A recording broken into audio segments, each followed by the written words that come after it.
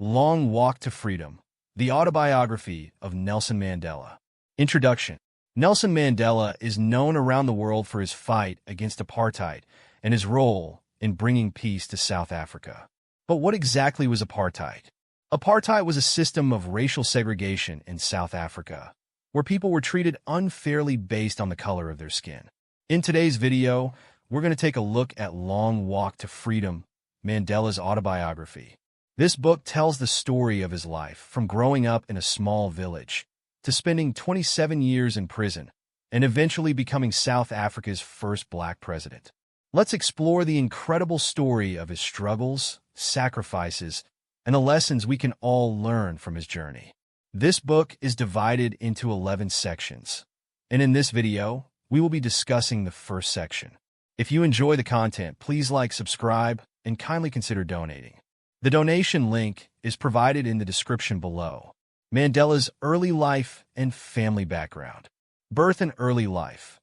Nelson Mandela was born on July 18, 1918, in Mvezo, South Africa. Father's role. His father, Gadla Henry Mfakaniiswa, was the chief of the Thembu tribe in the Transkei region. Name. Mandela was given the name Ralilala by his father, which means troublemaker in Xhosa. He received the name Nelson on his first day of school. Conflict and consequences. Argument with a subject. Mandela's father had a disagreement with one of his people about a stray ox. Punishment from the magistrate. The issue went to an English magistrate, and when Mandela's father refused to attend, the magistrate removed him from his position. Loss of status and wealth. This caused Mandela's father to lose both his position as chief and his family's wealth. Impact on Mandela's life. Father's defiance.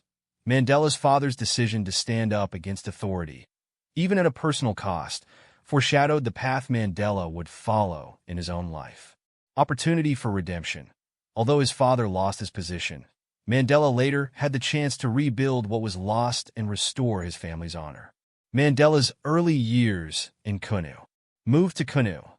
After his father lost his position, Mandela and his family moved to the village of Qunu, which had mostly women and children, as the men worked on distant farms. Life as a herd boy. Becoming a herd boy. At the age of 5, Mandela became a herd boy, spending most of his time playing with other boys on the grassland. Reputation among boys.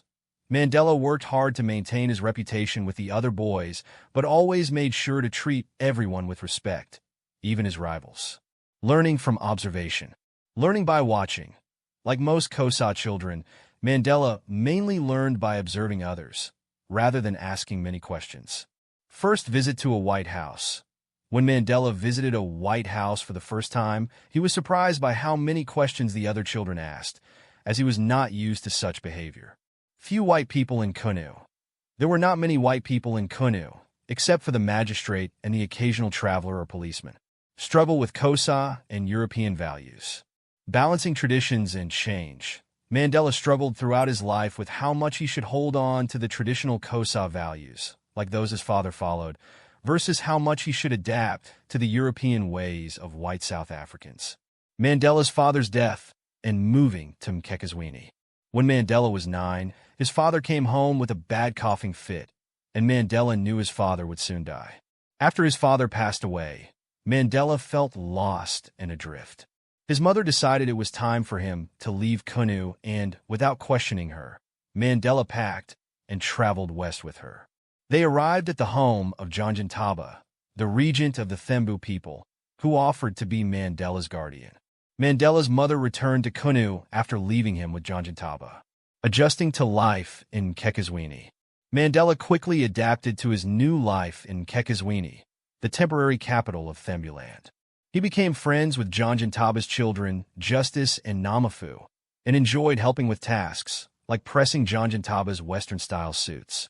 Mandela was influenced by Reverend Matayalo, a respected local preacher, and began to embrace Christianity. Learning about leadership and history.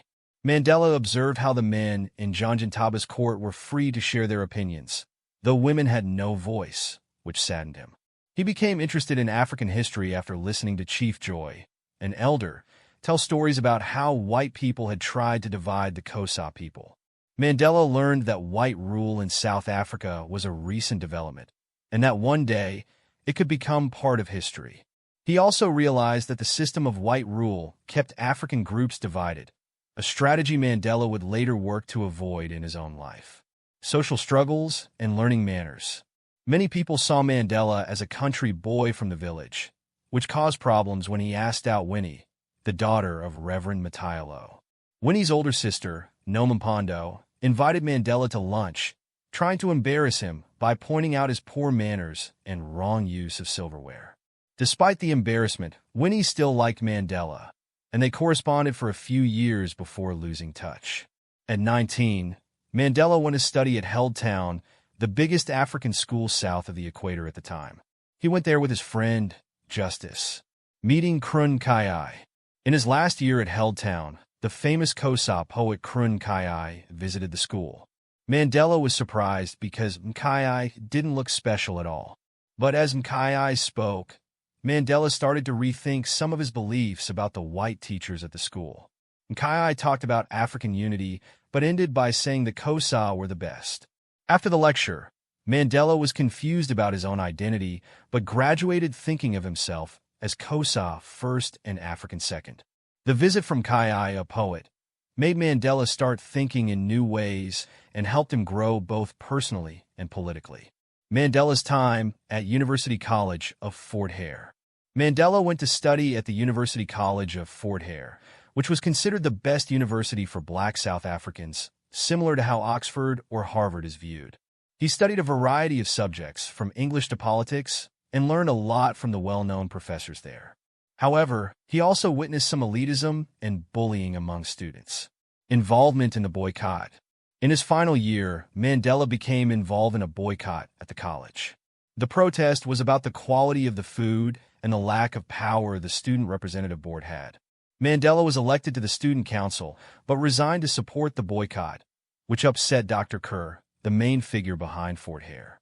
Even though Dr. Kerr was angry, Mandela stuck to his beliefs and refused to serve on the Student Council. This led to Mandela leaving the college. Lessons from the boycott. Mandela's involvement in the boycott foreshadowed future events in his life. It showed that he wasn't interested in power for its own sake. Instead, Mandela cared deeply about standing up for what he believed in, even if it meant making personal sacrifices, such as leaving Fort Hare. Mandela returns to Mkhekezweni feeling uncertain about his future. Jonathan Taba's announcement. Jonathan Taba calls Mandela and Justice to inform them that he believes he may die soon. He wants to see his sons married before his death and has arranged marriages for both of them with girls from respected families. Mandela's reaction. Mandela and Justice are not excited about the arranged marriages. Although there is nothing wrong with the girl chosen for Mandela, he does not like being forced into the marriage. Attempt to escape. Mandela and Justice decide to run away to Johannesburg to escape the marriages.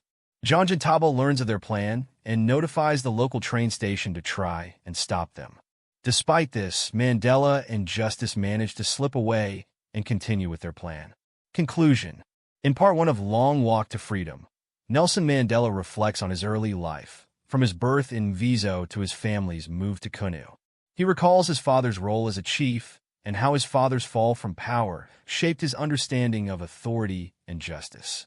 Mandela shares how his early experiences, including his time as a herd boy, influenced his character.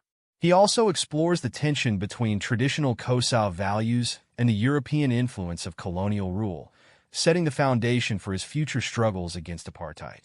Thanks for watching, and don't forget to like, subscribe, and hit the notification bell for more insights.